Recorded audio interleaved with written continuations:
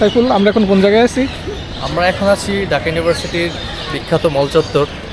আগে ছিল খুব ন্যাচারাল একটা পরিবেশ, যেখানে এত ইনফ্রাস্ট্রাকচার ছিল না। কিন্তু এখন হচ্ছে যে একটু ডিজাইন, একটু আর্কিটেকচার, কিছু ভিউ আসছে, যদি এখনও খারাপ না, তারপরও ভালোই। এই যে আমাদের এখানে হচ্ছে প্রশাসনিক ভবন, আর এই পাশে হচ্ছে বিজনেস ফ্যাকাল্টি। তো এই আর কি, আজকে আমরা এখানে আসছি একটা কাজে। এর ফাঁকে আমরা একটু দর্শন বা ঘোরার জন্য আসছিলাম আর কি, ঘুরে যাই। এই যে এদিকে তো টিয়া পাখি বা বিভিন্ন ধরনের পাখি টাকি আছে, তাই না? অনেক পাখি আছে মানে বটগাছের মধ্যে বিভিন্ন পাখি আছে। এই পরিবেশটা তোমার কাছে কেমন লাগে? হ্যাঁ, এই পরিবেশটা তোমার কাছে কেমন লাগে? চমৎকার। এনে অনেক স্টুডেন্টরা আসে, সময় কাটায় বিকেলে। মানে তোমার দেখা মতো এদিকে কি কোনো বিখ্যাত লোকের সাথে বা ভালো মানের কোনো লোকের সাথে, বই লেখে এরকম কোনো লোকের সাথে দেখা হয়েছে এই জায়গায়? আমার ওইভাবে পার্সোনালি দেখা হয় নাই, এখানে অনেকে তো আছে। যেমন কদিন আগে যে ব্যারিস্টার ফাহাদ, ঠিক আছে, বাস থেকে নামছি আর দেখি উনি এই রেজিস্টার ভবনের সামনে, কথাবার্তা হয় নাই। আছে অনেকে, প্রতিনিয়তই আছে এখানে ঘুরতে আসে তারা। আমরা এখন ওদিকে যাই না? হ্যাঁ, ওদিকে যাই। এটা হচ্ছে ঢাকা বিশ্ববিদ্যালয়ের একটি খুব সুন্দর একটি জায়গা, ঢাকা বিশ্ববিদ্যালয় মল চত্বর, যেটা মল চত্বর নামে পরিচিত। তো এখন বিকেল টাইমে এটা স্টুডেন্টে ভরপুর। আপনারা দেখতে পাচ্ছেন বিভিন্ন লোকজন এখানে আসছে ঘুরতে। স্টুডেন্ট ছাড়াও এখানে অনেক বহিরাগত আছে, সবাই আড্ডা দিতেছে, গল্প করতেছে। পরিবেশটা একেবারে খুব সুন্দর, পাখি ভরপুর।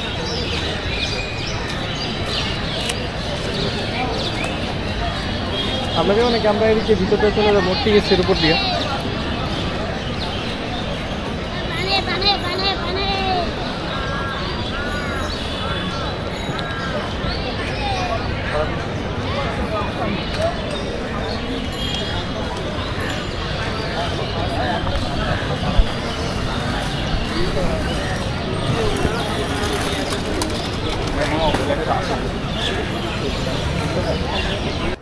আইবি।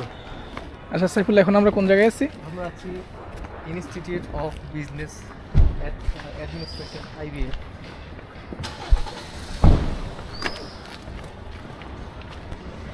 ভিতরে যাই। আচ্ছা যাই। এটা বিজনেস ফ্যাকাল্টির জন্য ঢাকা ইউনিভার্সিটি তথা তারা বাংলাদেশের শ্রেষ্ঠ ইনস্টিটিউট। এখান থেকে সব ম্যানেজার বের হয়। টপ স্টুডেন্ট যারা আছে বিজনেসে, তারা এখানে আইবিএতে পড়ে। আইবিএতে চান্স পাওয়া খুব টাফ, কিন্তু একবার চান্স পেলে আর প্রপারলি পড়ালেখা করতে পারলে লাইফ সেট হয়। চমৎকার একটা ইনস্টিটিউট, এখানে পড়ালেখার মানও খুবই ভালো। খুব রিয়েলিস্টিক পড়ালেখা চলে। মানে তোমার অনেক টিচার, মানে ক্লাস করতে গেলে তোমার দেখবে অনেক গেস্ট টিচার আসে, যারা বিভিন্ন ব্যাংকের সিইও বা ব্যাংকের ম্যানেজার, এমডি অথবা বিভিন্ন কোম্পানির সিইও, তারা এসে রিয়েল লাইফ এক্সপিরিয়েন্স শেয়ার করে। তো এটা খুব ইফেক্টিভ। লাইভের স্টুডেন্টরা কেউ বেকার থাকে না আর বলা চলে। খুব ভালো একটা ইনস্টিটিউট, এখানে অনেকের চান্স পাওয়াটা সৌভাগ্যের ব্যাপার।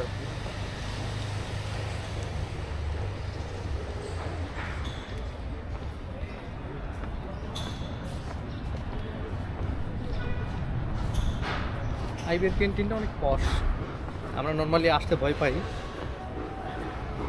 ভালো। এই যে আমাদের পাশে সমাজবিজ্ঞান ইনস্টিটিউট, আর এসে মধুর ক্যান্টিন, আমাদের বিখ্যাত মধুর ক্যান্টিন। এটা মধুর ক্যান্টিন না? এই যে লেখা আছে। আচ্ছা, ওদিকে যাওয়ার কোনো রাস্তা আছে? বাইরে। ও আচ্ছা। ঢাকা ইউনিভার্সিটির সেই ঐতিহাসিক ক্যান্টিন, মধুর ক্যান্টিন, মধুদার স্মৃতিচরণে ঢাকা বিশ্ববিদ্যালয়ের ক্যান্টিন আছে। খুব অনেক আগে থেকেই এটা স্টাবলিশড, সেই মধুর ক্যান্টিন। চলো আমরা যাই। এটা মূলত ক্যান্টিন থেকে একটু রাজনৈতিক আলোচনা বেশি হয়। নর্মালি আগে ছাত্রলীগের দখলে ছিল, এখন স্বাধীন দেশে মুক্ত, ছাত্রলীগ মুক্ত। তবে এখানে খাবার খুব একটা ভালো না, চাও ভালো লাগে না, নর্মালি খুব এক্সপেন্সিভ আর কি নর্মাল বাইরে থেকে। এই সেই ক্যান্টিন।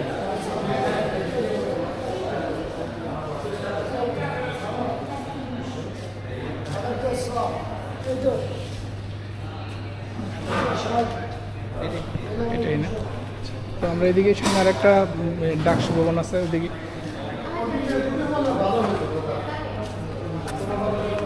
মধুর ক্যান্টিনের ঠিক অপোজিটেই ডাকসু, মূলত হল ছাত্র সংসদ, ঢাকা ইউনিভার্সিটির বিখ্যাত সেই রাজনৈতিক একটা অঙ্গন, যেখানে ছাত্ররা নিজেদের উন্নতির জন্য বা অন্যান্য সুবিধা বা আদায় করার জন্য যে ইন্টারনাল একটা রাজনৈতিক চর্চা করে, সেটা সেই ডাকসুর মাধ্যমে। তো অনেক আগে ডাকসুর নেতারা যারা ছিলেন তারা প্রপারলি দেশের খুব ভালো কন্ট্রিবিউট করছে, কিন্তু লাস্ট অনেক বছর যাবৎ ডাকসুর নির্বাচনটা বন্ধ, আর অনেক ম্যানিপুলেশন হয়েছে। এটা সরকারের ক্ষেত্রে লিয়াজু ভিত্তিক রাজনীতির কারণে ডাকসুর সেই মর্যাদা হারাইছে। তো এখন আশা করি আমরা আবার ডাকসুর সেই আগের পুরনো দিন ফিরে আসবে আশা করি। ডাকসুর সেই ঐতিহ্যটা ধরে রাখতে পারবে, যে ডাকসু ছাত্রদের কল্যাণে তাদের এফোর্টটা দিবে, সে প্রত্যাশা আর কি এখন আমাদের। তো এই সেই ডাকসু, যেখান থেকে বিপিনুর এই ভিপি হয়ে অনেক মানে এখান থেকে দলই গঠন করে ফেলছে, হয়তো ভবিষ্যতে প্রধানমন্ত্রী হওয়ার চিন্তা ভাবনা করে। যাক, এই যে ডাকসুর মূল্যায়নটা অনেক। তো এই হলো ডাকসু ভবন, আপনারা দেখতে পাচ্ছেন ডাকসু।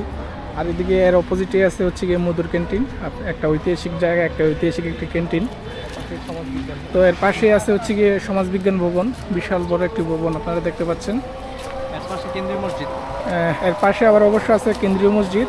আরও ভালো দিক হচ্ছে এর পাশে আবার সেন্ট্রাল লাইব্রেরি। সেন্ট্রাল লাইব্রেরি না? কেন্দ্রীয় লাইব্রেরি, যেখানে আমরা অনেক ফুটেজ বা ছবি দেখেছি যে সকালবেলা স্টুডেন্টরা ব্যাগ রেখে লম্বা সিরিয়াল ধরে যাতে লাইব্রেরিতে ঢুকতে পারে।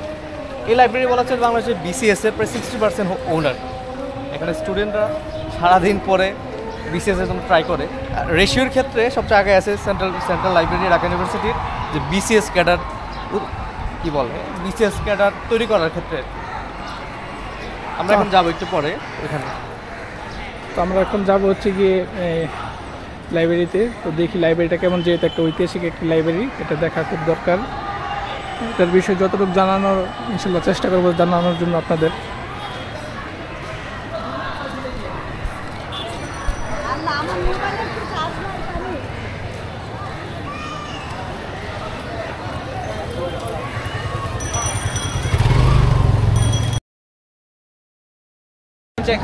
তো আমরা এখন ঢাকা বিশ্ববিদ্যালয় গ্রন্থাগারের একেবারে সামনে চলে আসছি।